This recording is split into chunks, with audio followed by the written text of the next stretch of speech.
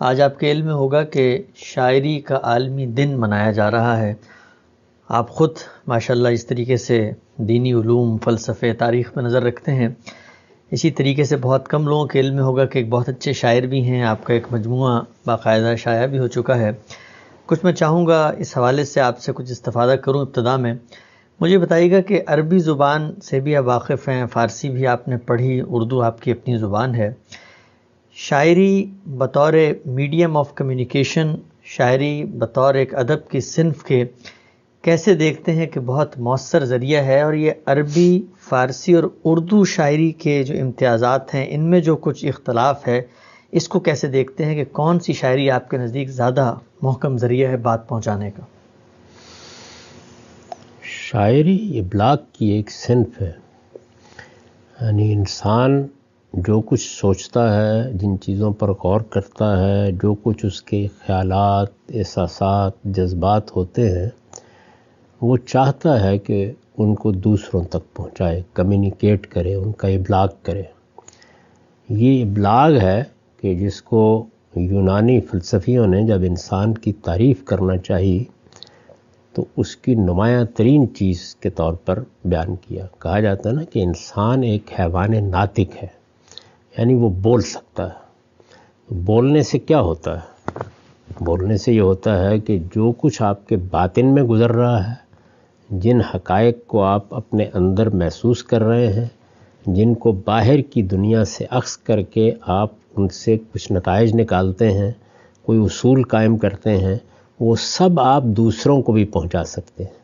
اگر آپ غور کر کے دیکھیں تو یہی امتیاز ہے کہ جس نے انسان کو اس مقام پر پہنچا دیا کہ وہ نہ صرف یہ کہ اس دنیا میں صدیوں سے یا ہزاروں سال سے یا لاکھوں کہہ لیجئے رہ رہا ہے، بلکہ اس کے ساتھ تمدن میں نئے نئے تغیرات پیدا کرتا چلا جاتا ہے۔ اس نے بہت بڑی بڑی تہذیبوں کو وجود بخشا ہے، اور اس کی اس صلاحیت کا اظہار اس سے پہلے اس کی عمارتوں میں، اس کی ہنرمندیوں میں ہوتا تھا۔ اب موجودہ زمانے میں سائنسی ایجادات کے نتیجے میں ہم اس کا اظہار اتنے محیر العقول پہلوؤں سے دیکھتے ہیں کہ وہ شاعر نے اگر کہا ہے تو غلط نہیں کہا کہ محو حیرت ہوں کہ دنیا کیا سے کیا ہو جائے گی۔ تو یہ نطق کی یا بیان کی جو صلاحیت ہے، اس کو اللہ تعالیٰ نے انسان کے لیے بہت بڑا شرف قرار دیا ہے۔ یعنی میں اس سے قطع نظر کر لیتا ہوں کہ انسان کی تعریف کرنی ہو تو کیا یہی تعریف ہونی چاہیے، لیکن بہرحال یہ اس کا ایک بڑا امتیازی وصف ہے۔ اللہ تعالیٰ بھی یہ کہتے ہیں کہ الرحمن علم القرآن خلق الانسان علمہ البیان، یعنی جب میں نے انسان کو بنایا اور اسے نطق اور بیان کی صلاحیت دی تو اس کے بعد پھر مجھے اس کی ہدایت کے لیے بھی ایک کلام اتارنا پڑا، اس لیے کہ انسان آپس میں بھی اسی طرح کمیونیکیٹ کرتے ہیں یا ایک دوسرے کو اپنی بات پہنچاتے ہیں، اور اللہ تعالیٰ نے بھی اسی کو ذریعہ بنایا، اسی کو طریقہ اختیار کیا۔ یہ دیکھا ہوگا آپ نے کہ یہ جو کچھ بھی ہم بولتے ہیں تو یہ آپ سے آپ کچھ قاعدوں، کچھ ضابطوں میں ڈھلتا چلا جاتا ہے۔ انسان کے اندر ہی یہ چیز بھی رکھی گئی ہے کہ وہ اپنے اس ابلاغ میں ایک خاص طرح کا آہنگ پیدا کر لیتا ہے، اور یہ جس طرح عام طریقے پر نظم میں یا شاعری میں آپ کو نظر آتا ہے، لوگ نثر میں بھی پیدا کر لیتے ہیں۔ میں نے دیکھا ہے پنجاب کے دیہات میں بعض علماء گا کر تقریر کرتے ہیں، جی، تو ظاہر ہے کہ وہ تقریر میں شعر تو نہیں کہہ رہے ہوتے یا ہر وقت شاعری تو نہیں کر رہے ہوتے، بلکہ وہ نثری کو جو ہماری عام گفتگو ہے اس میں بھی یہ چیز پیدا کر لیتے ہیں، تو وہ آہنگ پیدا کر لیتا ہے۔ اب آپ نے یہ گفتگو جو میں آپ سے کر رہا ہوں، آپ مجھ سے کر رہے ہیں، اس کو ایک خاص طریقے سے گانا شروع کر دیا تو اس میں بڑی تاثیر پیدا ہو جاتی ہے۔ یعنی لفظ کی جو خوبی تھی، جملے کا جو حسن تھا، سیاق و سباق نے جو اس میں کمال پیدا کیا تھا، اگر اس میں کوئی محاورہ تھا، کوئی ضرب المثل تھی، کوئی تلمیح تھی، کوئی کنایہ تھا، کوئی استعارہ تھا، کوئی تشبیہ تھی، اس سے جو خوبیاں پیدا ہوئی تھیں، جب آپ نے اس کو ایک آہنگ میں تبدیل کیا تو وہ دو آتشہ سے آتشہ ہو گیا۔ یعنی انسان کو بنائے اس طریقے سے گیا ہے۔ یہی وجہ ہے کہ وہ جتنی اہمیت اس کو دیتا ہے کہ وہ کوئی نثر کی چیز پڑھے یا لوگوں کو سنے، اسی طریقے سے وہ موسیقی سنتا ہے۔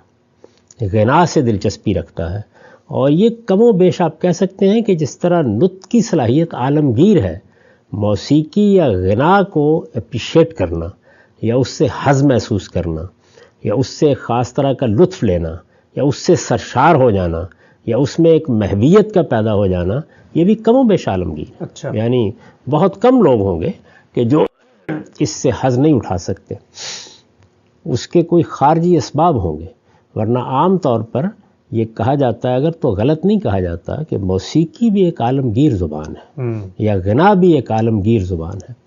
تو یہ آپ کرتے ہیں، یعنی نثر کو یا نظم بھی اگر ہے تو اس کو بھی آپ گا کے پڑھتے ہیں، گاتے ہیں تو اس میں ایک آہنگ پیدا ہو جاتا ہے۔ اب یہ جو آہنگ ہے، اس کو اگر آپ کمال پر پہنچانا چاہتے ہیں، میں نے مثال دی نا کہ ہمارے ہاں دیہات میں بہت سے مولوی حضرات کو آپ دیکھیں گے کہ وہ اسی طرح گا کے تقریر کرتے ہیں۔ پرانے زمانے میں بڑے بڑے خطبہ بھی یہ کرتے تھے۔ اب اس میں آپ نے مزید کمال پیدا کرنا ہے، اس لیے کہ انسان تو یہ کہتا ہے نا کہ میرے کمال کی کوئی حد نہیں ہے، میں آسمان کو چھو لوں تو یہ بھی کم ہے، تو کمال پیدا کرتے ہیں۔ اب کمال کیسے پیدا ہوتا ہے؟ وہ کمال جو ہے وہ اس طرح پیدا ہوتا ہے کہ جو آپ کی زبان سے جملے نکل رہے تھے، آپ ان کو ایک قاعدے میں لے آئیں، ان کو برابر کرنے میں کامیاب ہو جائیں، ان کو ایک بیٹ پر ادا کرنے میں کامیاب ہو جائیں۔ آپ نے جو اپنے گلے میں ایک غنا کی صلاحیت اختیار کی ہے، غنا اور لفظوں کا استعمال دونوں ہم آہنگ ہو جائیں۔ اچھا، ان کو اگر آپ کسی جگہ ختم کرتے ہیں، ظاہر ہے کہ جملے ختم ہوتے ہیں، تو وہ جملے جہاں ختم ہو رہے ہوں وہاں ان میں موافقت پیدا ہو جائے، یعنی موافقت پیدا ہونے، ان کی آوازیں ایک ہو جائیں، ایک ہی طریقے کی آوازیں نکلیں۔ آپ اس کے لیے جو الفاظ انتخاب کر رہے ہیں، ان الفاظ سے جو مضمون بیان کرنا مقصود ہے وہ محض بیان نہ رہے، بلکہ اس میں آپ وہ بہت سی خوبیاں بھی لے آئیں جو تشبیہ سے، استعارے سے، تخیل سے، ایک فضا سی بنا دینے سے، ایک تصویر میں خیال کو ڈال دینے سے پیدا ہوتی ہیں۔ تو اگر یہ ساری چیزیں آپ کرنے میں کامیاب ہو جاتے ہیں تو اس کا مطلب یہ ہے کہ آپ نے ایک ایسا پیرایہ بیان اختیار کر لیا ہے، خیالات وہی ہیں، ایک ایسا پیرایہ بیان اختیار کر لیا ہے کہ جس پیرایہ بیان میں اب حسن ہی حسن ہے۔ تو اس وجہ سے جب لوگ کہتے ہیں کہ شاعری کیا چیز ہے، تو دو لفظوں میں آپ یہ کہہ سکتے ہیں کہ جب آپ کے احساس کے اندر آخری درجے کی شدت پیدا ہو جائے اور اس کو آپ ایک جمالیاتی پیرہن دے دیں، خوبصورت لباس پہنا دیں، وہ ظاہر ہے کہ الفاظ کا ہوگا، تو یہ شاعری ہے۔ تو اس سے آپ اندازہ کر سکتے ہیں کہ یہ ابلاغ کا کتنا بڑا، کتنا مؤثر، کتنا غیر معمولی، کتنا دل میں اتر جانے والا ذریعہ بن جاتی ہے۔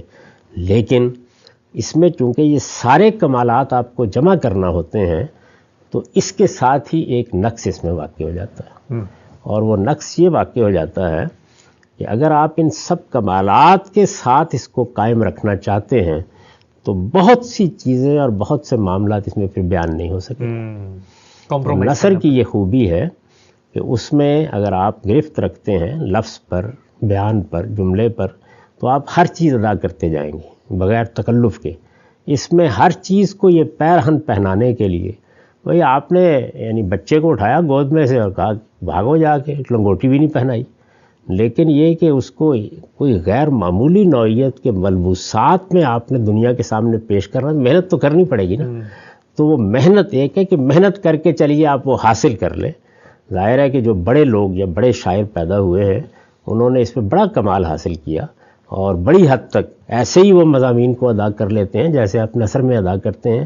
لیکن آخری درجے کے لوگوں کا بھی اگر آپ انتخاب کر لیں، مثلا مولانا روم کا، مثلا شیخ اتار کا، مثال کے طور پر غالب کا، مثلا اقبال کا، شیکسپیئر کا، ملٹن کا، کیٹس کا، ایسے ہی فردوسی کا، کسی کا بھی انتخاب کر لیں تو آپ کو یہ مشکل اس میں محسوس ہوگی۔ یہ مشکل ہی ہے جس کو سامنے رکھ کر لوگوں نے پھر آزاد شاعری یا بلینک ورس اور اس طرح کی بعض چیزیں ایجاد کی، یا مسجع مکفّع انداز کی بعض نثر کی صورتیں ایجاد کر لی۔ تو مشکل یہ ہوتی ہے، لیکن اس میں تو کوئی شک ہی نہیں ہے کہ اگر آپ کو یہ مشکل پیش نہ آئے تو پھر تو ہم آپس میں بھی گفتگو کریں تو شاعری میں کریں، کیا کہنے ہیں اس کو۔ ہم سے بہت خوب، آپ نے بڑی بہت ہی خوبصورتی سے ابتدائی طور پہ بتایا کہ شاعری کا جو پورا میڈیم ہے کس درجے مؤثر ہے. یہ بتائیے گا، عربی زبان آپ نے پڑھی، فارسی سے تعلق رہا، اردو آپ کی اپنی زبان ہے، اس حصے کو ذرا ایڈریس کریں کہ اس میں جب شعر ڈھلے ہیں اور اس میں تاثرات اور جذبات کے آہنگ اور شدت جذبات سب کچھ آیا ہے، تو ان تین مختلف زبانوں کی شاعری کو اگر میں کہوں کہ آپ سادگی سے کمپیئر کریں تو کیا فرق ہے جو ان تینوں میں واقع ہوتا ہے؟ کسی زبان کی شاعری میں کوئی فرق نہیں ہو سکتا. اچھا، یہ فرق کس سے واقع ہوتا ہے؟ فرق اس سے واقع ہوتا ہے کہ یہ شاعری تہذیبی اعتبار سے کس دور میں کی جا رہی ہے. آپ صحرا میں ہیں، آپ کی زندگی کیا ہے؟ یہاں آپ نے خانہ بدوشوں کی طرح خیمے لگائے، کچھ دن رہے، نخلستان تھا، آپ کے جانوروں نے بھی چارہ کھایا، آپ نے بھی چھاؤں کے نیچے کچھ زندگی بسر کی، وہاں کوئی کنواں تھا، بیٹھے چلے گئے. اب آپ کے گرد و پیش میں یہی ماحول ہے نا، تو آپ کی جو بیان کی صورتیں ہیں وہ نہایت سادہ ہوں گی. ایک زاویے سے دیکھیں تو بہت مؤثر ہوں گی، لیکن دوسرے زاویے سے اگر آپ دیکھیں تو آپ کا کینوس انتہائی محدود ہے. یہ سنا ہوگا آپ نے، بعض لوگ بیان کرتے ہیں کہ عربی زبان میں تو اونٹ کے 200 نام ہیں، تلوار کے اتنے نام ہیں، فلاں چیز کے اتنے نام ہیں. تو بھئی چیزیں ہی کتنی تھیں، یعنی ان 2 4 10 چیزوں ہی کے نام رکھنے تھے نا. تو انسان کے اندر جو نام رکھنے کا غیر معمولی داعیہ ہے، اس کا اظہار ہی تھوڑی سی چیزوں میں ہو رہا ہے. اب آپ کو ہر روز ایک نئی چیز کو نام دینا ہوتا ہے. یعنی اس وقت دنیا میں اتنے بڑے پیمانے پر چیزیں سامنے آ رہی ہیں، تعبیریں سامنے آ رہی ہیں، اصطلاحات سامنے آ رہی ہیں، تو زبان کے ذخیرے میں وسعت ہے بہت زیادہ. وہاں یہ وسعت اندر چلی جاتی ہے. یعنی ایک ہی چیز کو آپ نے، اونٹ کے جسم کافی بڑا جانور ہوتا ہے، اس کو کوئی 200 حصوں میں تقسیم کر لیا، اور ایک ایک کے لحاظ سے، یعنی اگر اس کے کوہان پھڑکے گی تو یہ نام دے دیں گے، اگر ذرا پاؤں موٹا ہوگا تو یہ نام دے دیں گے، اگر ذرا رنگ میں سرمئی پہلو زیادہ ہوگا تو یہ نام دے دیں گے. تو یہ لازمی طور پر اس کے نتیجے کے طور پر ہو جاتا ہے. تو اس طرح جس شاعری کا کینوس یہ ہے. اب عربی کے قصیدے آپ پڑھیں، امرؤ القیس کے، لبید کے، دوسروں کے، کہاں سے شروع ہوتے ہیں؟ یعنی وہ شروع ہوتے ہیں یہیں سے کہ یہاں پہ پڑاؤ ڈالا تھا، یہاں پر اب اٹھ کے چلے گئے ہیں، وہاں کیا باقی رہ گیا ہے، وہاں پر ٹوٹی ہوئی تناب ادھر، آگ بجھی ہوئی ادھر، کیا خبر اس مقام سے گزرے ہیں کتنے کارواں. اقبال نے اصل میں عربی قصیدوں ہی کی تلمیح کی ہے، ذوق و شوق میں. تو اس میں یہ تصویر ہے کہ اس طریقے سے اس میں جب دونوں خاندان، 2 قبیلے وہاں آ کے بیٹھے تو کچھ محبت کی داستانیں بھی ابتدا کر، اب وہ بھی ایک یاد بن گئی. تو یہ شاعری کے موضوعات یہ سادہ موضوعات ہیں، ان میں فطرت کے قریب ہے شاعر. وہ آسمان آپ کو دکھائے گا، وہ اونٹنی آپ کو دکھائے گا. اس نے اگر کوئی امرؤ القیس اپنی کتیا کے اوپر جب شعر کہہ رہا ہوتا ہے، معلوم ہوتا ہے کوئی کطالہ عالم ہے، معلوم نہیں کہاں سے نازل ہو گئی ہے اپنی گھوڑی کے بارے میں. تو یہ اس کا کینوس بہت محدود ہے، اور اس میں وہ پھر اپنا کمال دکھاتا ہے. اس میں زیادہ پیچیدگی نہیں ہوتی. لیکن فرض کیجئے کہ یہ معاشرت یا یہ تمدن یا یہ تہذیب سفر کرتی ہے، اور سفر کرنے کے بعد اس میں فلسفہ در آتا ہے، اس میں تصوف در آتا ہے، تو اب فکر میں پیچیدگی پیدا ہو گئی. یہ پیدا ہو جائے گی تو جو گرد و پیش کا ماحول ہے وہ بھی بڑی حد تک اب بسیط نہیں رہا، سادہ نہیں رہا، تو شاعری میں وہ چیز در آئے گی. تو ہم فارسی شاعری کا جو بہترین دور ہے جب اس کو دیکھتے ہیں، مثلا آپ پیچھے چلے جائیں، رودکی کو دیکھیں، آب جوئے مولیاں آئے ہمیں جیسی نظمیں جو ہیں وہ بالکل عربی انداز کی ہیں، اسی طرح کی ہیں. لیکن بعد کے زمانوں میں ہم وہ شاعری دیکھتے ہیں کہ جس میں تخیل کی بہت کار فرمائی ہے. اقبال نے کہا نا کہ محل ایسا کیا تعمیر عرفی کے تخیل نے تصدق، جس پہ حیرت خانہ ہے سینا و فارابی. یعنی سینا اور فارابی جیسے، ابو علی سینا اور فارابی جیسے فلسفی بھی حیرت میں رہ جائیں اگر وہ عرفی نے جو محل اپنے تخیل سے بنا دیا ہے کبھی اس کی سیر دیکھنے کے لیے آئے. تو یہ چیز پیدا ہو جاتی ہے. تو یہاں کون سی چیز اثر انداز ہوئی؟ یعنی آپ کے ہاں علوم کہاں پہنچ گئے ہیں، آپ کے ہاں تہذیب کہاں پہنچ گئی ہے، آپ کے ہاں تعمیرات میں کیا حسن آ گیا ہے، آپ کی مجلسوں میں اب کیا باتیں ہوتی ہیں، کیا موضوعات ہیں. اگر آپ دیکھیے تو آپ کے بڑے بڑے فارسی شاعروں کے ہاں تصوف کے کتنے غیر معمولی اثر. یعنی سنائی، اقبال نے خراج تحسین پیش کیا ان کو کہ سنائی کے ادب سے میں نے غواصی نہ کی ورنہ ابھی اس بحر میں باقی ہیں لاکھوں لولوئے لالا. تو سنائی ہیں یا عطار ہیں یا رومی ہیں، حافظ بھی بڑی حد تک. تو یہ سب جتنے یعنی اس میں یہ ہے کہ پھر وہ شاعر کا اپنا ذوق کیا ہے، یعنی کیا وہ معاملات محبتی کو بیان کرتا ہے، کیا وہ اس سے آگے بڑھ کر معاشرت اور تہذیب کی گتھیوں میں بھی الجھ گیا ہے۔ اقبال کو آپ دیکھ لیجئے کہ انہوں نے کیا کیا، یعنی مسلمانوں کی عظمت رفتہ، ان کا پس منظر، ان کے علوم، ان کے بڑے لوگوں کے زاویہ ہے نظر، یہ سب ان کی شاعری کا موضوع بن گئے، تو اس میں ان کا کینوس بہت وسیع ہو گیا۔ تو اس لیے اصل چیز یہ ہے کہ آپ کس دور میں ہیں اور اس دور میں آپ نے کس چیز کا انتخاب کیا۔ تو فارسی شاعری، ہماری اردو شاعری اسی طرح غالب وغیرہ کی جو شاعری ہے، یا عرفی کی یا صائب کی یا کلیم کی، تو اس کو اگر آپ دیکھیں تو اس کے اندر یعنی اچھی خاصی ذہنی جمناسٹک کی ضرورت ہوتی ہے شعر سمجھنے کی، کیونکہ وہ اس کو ایک بڑے کینوس کو سمیٹنے کی کوشش کرتا ہے شاعر، تو اس میں بے شمار چیزوں کو حذف کر دیتا ہے، بہت سی چیزوں کو محض اشارے میں لے آتا ہے، جبکہ اگر آپ ورڈزورتھ کو پڑھیں انگریزی میں یا کیٹس کو پڑھیں تو وہاں جذبہ، احساس وہ الفاظ کا جامہ پہنتا ہے۔ عربی شاعری کی بھی نوعیت یہی ہے۔ تو میرے نزدیک ہر جگہ امرؤ القیس بھی بہت بڑا شاعر ہے، اور جان کیٹس بھی بہت بڑا شاعر ہے، میر بھی بہت بڑا شاعر ہے، یہ سب، فردوسی بھی، لیکن یہ کہ وہ کس دور میں ہے، کس تہذیبی پس منظر میں ہے، ان کے مضامین کیا ہیں، یہ چیز اثر انداز ہوتی ہے۔ ٹھیک ہے، ہم صاحب آپ نے بڑی خوبصورتی سے بتایا، بہت ہی دل چاہتا ہے آپ سے اس طرح کے موضوعات پہ بھی تبادلہ خیال کریں۔ عام طور پہ تو مذہبی سوال و جواب اور فقہی گتھیاں ہی سلجھاتے رہتے ہیں، کچھ مزید پہلو میں چاہتا ہوں آپ سے سمجھوں۔ ایک تو مجھے بتائیے گا کہ ہمارے ہاں یہ جو پورا شاعری کا لوک ورثہ ہے، جو ہمارے پنجاب کے دیہاتوں میں شاعر پیدا ہوئے، وہ اس طریقے سے جو دنیا کا شعراء کا عالمی سٹیج ہے اس پہ اس طرح سے بہت نمایاں نظر نہیں آتے۔ ان کے جو مضامین ہیں، ان کا جو کینوس ہے، آپ کو لگتا ہے کہ وہ بھی کوئی عالمی سطح کا خیال ان کے ذہن میں بھی آ رہا ہے؟ بلے شاہ ہیں، وارث شاہ ہیں، اسی طرح بابا فرید ہیں، یہ بتائیے گا۔ اور دوسرا، پچھلے سوال سے متعلق ایک چیز میں پوچھنا چاہتا ہوں، یہ تو آپ نے ٹھیک کہا کہ ہر ایک کا اپنا معاشرہ اثر انداز ہو رہا ہے، اس کی شاعری اسی کی آئینہ اور پرتو ہے، لیکن کچھ زبان کے اپنے بھی تو محاسن ہوتے ہیں کہ لفظ کیسے مختصر انداز میں ایجاز سے پورے پہلو کو سمیٹ لیتا ہے۔ تو عربی، اردو، فارسی شاعری میں زبان کی تکنیکی مہارت کے لحاظ سے آپ کو لگتا ہے کہ کسی کا کوئی امتیاز ہے؟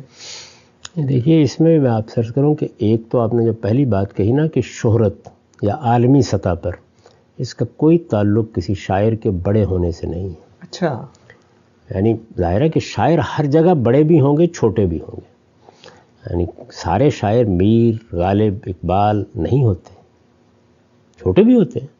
اچھا، پھر موضوعات کے لحاظ سے بھی کوئی بڑی عام چیزوں کو نظم کر رہا ہے، کوئی عام احساسات کو زبان دے رہا ہے، کسی کے یہاں فلسفہ، حکمت اور اس کے مباحث آ گئے ہیں۔ تو ہر جگہ ہر سطح کے لوگ پیدا ہو رہے ہوتے ہیں، ہر زبان میں ہو رہے ہوتے ہیں۔ اس تہذیب کو، جس تہذیب کے اندر وہ شاعری کر رہا ہے، کیا عالمی سطح پر کوئی حیثیت حاصل ہو گئی ہے؟ یہ جو امرؤ القیس اور لبید ہیں، ہو سکتا ہے کوئی دو چار لوگ بھی ان کو نہ جانتے ہوں کہ پڑھنا ہے۔ یہ اسلام آیا، اس نے آ کے عرب کو ایک قبائلی معاشرت سے اٹھایا اور اٹھا کر ایک عالمی سلطنت میں بدل دیا، تو اب ظاہر ہے کہ ساری دنیا کی توجہ ہوگی اس کی جانب۔ اسی طریقے سے بازنطینی، ساسانی سلطنتیں ہیں کہ جنہوں نے بڑے کمال کا مظاہرہ کیا سیاسی ماحول میں۔ تو یہ وہ چیز ہوتی ہے۔ انگریزی زبان اسی برطانیہ کے چھوٹے سے جزیرے تک اگر محدود رہتی، وہیں شاعر پیدا ہوتے۔ تو میں جب ملیشیا میں گیا تو کوئی آپ کو کبھی کسی ملیشیا کے یا انڈونیشیا کے شاعر کا پتہ ہے؟ نہیں، وہاں بھی شاعر ہیں، بڑے شاعر ہیں، بڑے ادیب ہیں، لیکن چونکہ ان زبانوں کو اس طرح کا شیو حاصل نہیں ہوا تو لوگ ان سے واقف نہیں ہوتے۔ تو کسی زبان کو شیو حاصل ہو گیا۔ زبان کو شیو کیسے ہوتا ہے؟ سیاسی ضرورتوں کے تحت۔ میں پچھلے سال پاکستان گیا ہوا تھا، تو میں نے دیکھا کہ وہ زبان جس کا لوگ ہر مجلس میں مذاق اڑاتے تھے، بڑی سنجیدگی سے سیکھی جا رہی ہے۔ جانتے کون سی؟ چینی زبان۔ اچھا، کیا وجہ ہے؟ یعنی سبب کیا ہوا ہے؟ چینی آ رہے ہیں۔ یعنی اگر وہ حیثیت سیاسی لحاظ سے چین کو حاصل نہ ہو یا معاشی لحاظ سے، کوئی نہیں سیکھے گا، کوئی امکان نہیں ہے۔ تو ہو سکتا ہے کچھ عرصے کے بعد آپ کے یہاں بڑے شاعر چینی شاعر۔ اچھا، اسی طریقے سے ایسا بھی ہوتا ہے بعض اوقات کہ کسی تہذیب کے شعراء، ادباء یا جو لوگ ہیں، ان کو ایسے مواقع مل جاتے ہیں کہ ان کے اس تہذیبی یا سیاسی یا سماجی پس منظر کی برتری کی وجہ سے بڑے پیمانے پہ تراجم ہونے لگ جاتے ہیں۔ ہم جانتے ہیں کہ کرٹیک آف پیور ریزن جو ہے وہ انگریزی میں نہیں لکھی گئی تھی۔ ہمیں معلوم ہے کہ بڑا فلسفہ زیادہ تر جرمن زبان میں لکھا گیا ہے۔ ہمیں معلوم ہے کہ والٹیئر نے اپنی چیزیں جو ہیں وہ انگریزی میں نہیں لکھی تھیں، لیکن چونکہ ان تہذیبوں نے بڑے پیمانے پر اپنے تراجم کیے ہیں اور یہ ایک تہذیبی معاشرتی پس منظر کے اندر تھے سب کے سب لوگ، تو انگریزی زبان ہم سیکھ گئے تو اس کی وساطت سے سب پڑھنے میں کامیاب ہو گئے، ان کے نام بھی ہماری زبانوں پر آ گئے، ورنہ کون جانتا۔ پھر یہ کہ کسی خاص دور میں اگر کسی شاعری نے، کسی ادب نے، کسی کلام نے کوئی انقلاب برپا کر دیا ہے، کسی ریفارمیشن میں کوئی کردار ادا کیا ہے اور اس کے اثرات انسانوں پر پڑے ہیں، تو وہ بھی، تو میری گزارش یہ تھی کہ یہ جو شہرت کا ہونا ہے یا بڑے پیمانے پر ناموں کا پھیل جانا ہے، یہ اس کی دلیل نہیں ہے کہ کسی زبان کے اندر کتنے بڑے شاعر ہیں۔ تو جو آپ کی بالکل یعنی جو سمجھ لیجئے کہ قبیلوں کی زبانیں ہیں، ان کے اندر بھی اعلیٰ درجے کے شاعر ہوتے ہیں۔ اچھا، امر القیس نے کہاں شاعری کی تھی؟ یعنی یہی تھا نا، خانہ بدوش لوگ سامان اٹھائے پھرتے، وہ اس کے ساتھ ایک حادثہ ہو گیا، اس کے بعد وہ ادھر ادھر بھاگتا پھرا اس دوران میں جو اس نے شاعری کی، لیکن خدا کے پیغمبر نے بھی داد دی امر القیس کو۔ اچھا، کیا کہا؟ اور یہ کہا کہ دنیا میں بھی شاعروں کا سردار ہے، قیامت میں بھی جہنم میں جانے والوں کا سردار ہی ہوگا۔ اچھا، اس لیے کہ وہ جس طرح کی شاعری کرتا ہے یہ آپ کو معلوم ہے، یعنی سب سے بڑا قصیدہ جس کو معلقات میں انتخاب کیا ہے، اس میں مضمون کیا ہے؟ خالہ زاد بہن کے کپڑے اٹھا کے بھاگ گیا نہاتے ہوئے۔ تو آپ دیکھیں نا کہ کس طرح کے ابتذال پر مبنی مضامین بھی، لیکن وہ قصیدہ جو ہے وہ اپنی جگہ کے اوپر ادب کا ایک بڑا کمال ہے اور ہر آدمی اس کو پڑھنے میں مجبور ہوتا ہے۔ تو اس وجہ سے ہر جگہ میاں محمد بخش کی شاعری آپ پڑھیں، اسی طرح سے وارث شاہ کی ہیر کو آپ پڑھیں، یہ کوئی چھوٹے درجے کی شاعری نہیں، بہت اعلیٰ درجے کی شاعری، لیکن جس زبان میں کی جا رہی ہے وہ زبان بدقسمتی سے اپنے تہذیبی سفر میں پیچھے رہ گئی۔ یعنی اردو زبان پیدا ہوئی ہے نا ان زبانوں کے بطن سے، تو اردو زبان نے آہستہ آہستہ دربار کی زبان کی حیثیت اختیار کر لی، پہلے فارسی نے کی، اس کے بعد تو یہ پنجابی یا علاقائی زبانیں یا اس طرح کی، اب بنگالی کو دیکھ لیں، یعنی اگر انگریزی زبان میں ٹیگور اپنی نظموں کے خود ترجمے نہ کرتے اور ان کو نوبل پرائز نہ ملتا اور وہ ایک بڑی درسگاہ نہ بناتے، یا اور نظر الاسلام کو دیکھیں تو کہاں ہم جانتے کہ یہ کون لوگ ہیں کون نہیں۔ تو اس لیے اس میں بڑے سیاسی عوامل کار فرما ہوتے ہیں۔ تو اگر خالص شاعری کے نقطہ نظر سے یعنی شاعری مثلا زبان پیچھے رہ گئی تو بہت سے اسالیب جو ہے وہ شاعری میں، پنجابی شاعری میں، سرائکی شاعری میں اس جگہ نہیں پہنچے کہ جہاں وہ پالش ہو کے پہنچتے ہیں، لیکن جو پالش ہو کے پہنچے بغیر کمالات ہوتے ہیں زبان کے اندر، کیونکہ وہ بندھی ہوئی نہیں ہوتی، وہ آپ کی اردو میں نہیں ہوں گے، آپ کی انگریزی میں نہیں ہوں گے۔ جس طریقے سے جب ہم عربی شاعری پڑھتے ہیں تو وہ شاعری ابھی قبائلی زندگی کے اندر کھڑی ہوئی ہے، تو اس وجہ سے وہ جتنی فطری ہے، اس میں جتنا تنوع ہے، اس میں جتنا ایک جمالیاتی احساس کا غلبہ ہے، وہ آپ کو بعد کی شاعری میں اس طرح نہیں ملتا۔ لوگ کہنے کو تو ہے نا فیشن کے طور پر، استاد امام کبھی کبھی کہا کرتے تھے کہ بھائی یہ لوگ کہتے ہیں، پروپیگنڈا کرتے ہیں کہ سیب جو ہے نا یہ پھلوں کا بادشاہ ہے، لیکن یہ کہ میں نے تو جب کھایا ہے مجھے خیال ہوا ہے کہ پروپیگنڈا ہی تھا۔ تو اس وجہ سے بہت سی چیزیں ایسی ہوتی ہیں کہ وہ ہر آدمی، غالب کے بارے میں بہت بڑا شاعر تھا، تو جو بہت سے لوگ کہہ رہے ہوتے ہیں ان کو ذرا کوئی ایک شعر سنا کے پوچھیے اس کا مطلب کیا ہے، آپ یقین کریں نہیں ہوگا معلوم۔ تو اس وجہ سے بہت سی چیزیں ایسی ہوتی ہیں کہ ان میں بہت سے عوامل باعث بن جاتے ہیں لوگوں تک پہنچنے کا۔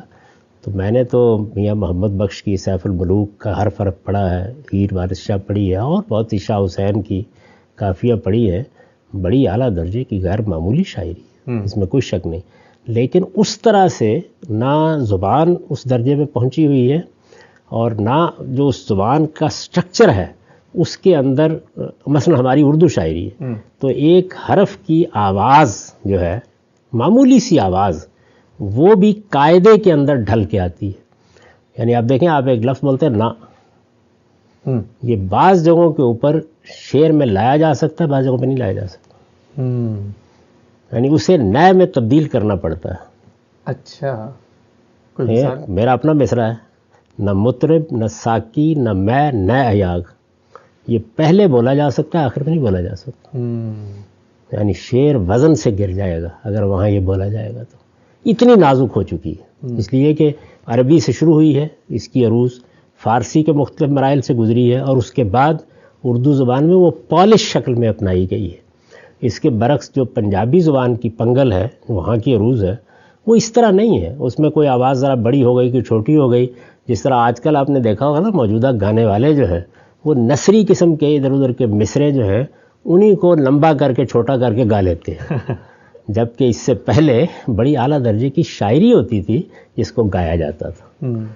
تو میرا اپنے اپنے ذوق کی بات ہوتی، یعنی میں سن ہی نہیں سکتا، یہ جو موجودہ دور کی ہے سن ہی نہیں سکتا. اچھا، اس کی وجہ کیا ہے؟ وجہ یہ نہیں کہ اس کی آواز اچھی نہیں ہے، وہ جو کچھ وہ بیان ہو رہا ہے وہ کیا چیز ہے. لیکن آپ ذرا پچھلے 50 سال میں چلے جائیں تو وہاں اتنے اعلیٰ درجے کے شعراء گیت لکھ رہے ہیں کہ وہ بالکل آپ کی روح میں اتر جاتے ہیں. تو یہ میں نے اس لیے آپ کی خدمت میں عرض کیا کہ ہر جگہ بڑے شاعر موجود ہوتے ہیں، ہر زبان میں ہوتے ہیں. آپ بہت دور دراز قبائلی علاقوں میں بھی چلے جائیں، لیکن ان کا دنیا کے افق پر آنا یا دنیا کے اسٹیج پر نمایاں ہونا، اس میں بے شمار سیاسی تہذیبی عوامل ہیں. اور اگر ان کی زبان بعض مراحل نہیں طے کر سکی تو ظاہر بات ہے کہ زبان کے وہ مراحل طے نہ کرنے یا جو یہ شاعری کا فن ہے اس فن کے بعض مراحل نہ طے کرنے کی وجہ سے جو چیزیں وہاں پہ گوارا کی جائیں گی وہ ہمارے ہاں گوارا نہیں ہوں گی. ٹھیک ہے، ہم سب بہت ہی آپ نے تفصیل سے بتایا. ایک پہلو اور میں چاہتا ہوں ذرا اس پہ بھی آپ بات کریں کہ خیال وہ تو معاشرے میں پیدا ہوگا، خارجی عوامل اثر انداز ہوں گے، ایک شاعر کے اندر شدت جذبات کا اظہار ہوگا، اس کو وہ مجسم کر دے گا شاعری میں. لیکن ان 3 زبانوں میں جو آپ عام طور پہ فرماتے ہیں کہ مذہب کی بھی زبانیں ہیں، عربی، فارسی اور اردو، ان میں آپ کو سب سے موزوں، سب سے دھیمی، سب سے شاعری کے لیے جس کو آپ کہتے ہیں موافق زبان کون سی لگتی ہے کہ جس کے اندر شاعری گویا وہ زبان خود اپنے آپ کو پیش کرتی ہے کہ میرے اندر شاعری کی جائے؟ فارسی زبان. اچھا. اس کی وجہ یہ ہے کہ فارسی زبان اپنے آہنگ کے لحاظ سے بھی بڑی کمال کی زبان ہے، اور دوسری چیز یہ ہے کہ فارسی میں بڑا ایجاز پیدا ہو جاتا ہے جملے میں. اب مجھے فرض کر لیجئے کہ اردو میں شعر کہنا ہے اور اس میں یہ بتانا ہے کہ میں نے اس سے یہ کہا، تو یہ میں نے اس سے یہ کہا کو اگر میں نظم کروں تو آدھا مصرع بلکہ بعض اوقات پورا تو اس کی نظر ہو گیا. یہی پورا مضمون فارسی میں ایک لفظ پہ ڈل جائے گا، گفتمش. اچھا. تو اس کے نتیجے میں شعر کہنے میں بڑی آسانی ہوتی ہے. اقبال نے چاہا کہ جب وہ فلسفیانہ مباحث کو موضوع بنانا چاہتے تھے، شروع میں وہ خود بیان کرتے ہیں کہ میں نے اردو ہی میں صحیح کی کوئی 100 کے قریب اشعار کہے تھے کہ مجھے اندازہ ہو گیا کہ اردو زبان اس کو نہیں ادا کر سکے گی. اچھا. اردو زبان میں اگر آپ اقبال نے جو معیار قائم رکھا ہے لفظ کا، لفظیات کا، آہنگ کا، اسلوب کا، انتخاب کا، اس معیار کو قائم رکھے، نیچے آ جائے تو کوئی مسئلہ نہیں ہے. اگر اس معیار کو قائم رکھ کے آپ ادا کرنا چاہیں فلسفیانہ مضامین یا کوئی حکایت نظم کرنا چاہیں تو یہ بہت مشکل چیز ہے. اس کی وجہ وہی ہے کہ جو جملوں کی اور فعلوں کی ترکیبیں ہیں وہ طوالت اختیار کرتی ہیں، تو انہوں نے فارسی کو اختیار کر لی. جاوید نامہ جیسا میگنم اوپس ہے، اس میں کوئی شک نہیں ہے، دنیا کے اعلیٰ ترین ادب میں اس کو پیش کیا جا سکتا ہے. تو اس طرح کی چیزیں پھر انہوں نے فارسی زبان میں لکھی. فارسی میں تو یہ جیسے کسی نے کہا ہے نا کہ تصوف برائے شعر گفتن خوب است، یعنی شاعری کرنی ہو تو بس تصوف کو اختیار کر لو، شعر کہنے کے لیے اس سے بہتر کوئی چیز نہیں. تو زبانوں میں فارسی سے بہتر کوئی چیز نہیں، جن زبانوں کو میں جانتا ہوں بات کر رہا ہوں. ٹھیک. آخری سوال غم صاحب، وہ سوال یہ ہے کہ آپ نے ہزاروں صفحات کا لٹریچر لکھا اور لوگوں کو استدلال، لوگوں کو آرگومنٹ، لوگوں کو عقل اور علم پر مبنی چیزوں کی طرف متوجہ کیا، تو یہ تو آپ کا پیرلل کام تھا اور ایک طرح سے پایہ تکمیل کو بھی پہنچا. یہ آپ نے کس وجہ سے جو ہے وہ شاعری، جو کہ شاعری میں تو تخیل، جذبات اور شدت، یہ چیزیں پیرلل چل رہی تھی، جب آپ یہ کام کر رہے تھے تو وہ کام آپ نے کیوں کیا ساتھ ساتھ؟ یہ بہت، ہر انسان اپنے ساتھ کچھ امراض لے کے پیدا ہوتا ہے. اس کو پرانے لوگ کہتے ہیں کہ علتیں لے کے پیدا ہوتا ہے. تو یہ علتیں ہوتی ہیں، لیکن میرے سامنے بھی بہت جلد یہ انتخاب آ گیا تھا کہ دونوں کا حق ادا نہیں کیا جا سکتا. یعنی جو کام میں نے کیا ہے مذہب میں، یا آپ کہہ سکتے ہیں کہ دین کی تعبیر میں، وہ ایک اور طرح کی محنت، اور طرح کی افتاد طبع کا تقاضا کرتا ہے. اس میں حقائق ہی حقائق ہوتے ہیں، اس میں ادنا درجے میں آپ تخیل کو دخل دینے کی اجازت نہیں دے سکتے. ٹھیک. یعنی سانچہ آپ جو جی چاہے بنا لیں، تو قرآن مجید نے کمال کر دیا بنانے کا، لیکن یہ یہاں حقائق ہی حقائق ہیں. شاعری مبنی بر حقائق ہو ہی نہیں سکتی. اچھا. اس کو لازماً تخیل کی ایک دنیا استوار کرنی ہے. اس لیے میں نے کہا نا، یعنی یا اس کا موضوع حسن ہوگا یا اس کا موضوع تصوف ہوگا، یعنی کوئی نہ کوئی لغویت ہے جس کے آخری درجے کے حسن کو آپ موضوع بنائیں گے. اللہ تعالیٰ نے ایسے ہی تو یہ تبصرہ نہیں کیا جو قرآن مجید میں کیا ہے. یعنی لغویت کو جمال کے آخری مقام تک جب کوئی پہنچا دیتا ہے، خواہ وہ فکری لغویت ہو، خواہ وہ علمی لغویت ہو، خواہ وہ جذباتی لغویت ہو، اعلیٰ شاعری وجود میں آ جاتی ہے. یہ دونوں متضاد ہیں. تو کچھ عرصے کے بعد پھر میں نے کچھ آہستہ آہستہ توبہ ہی کر لی.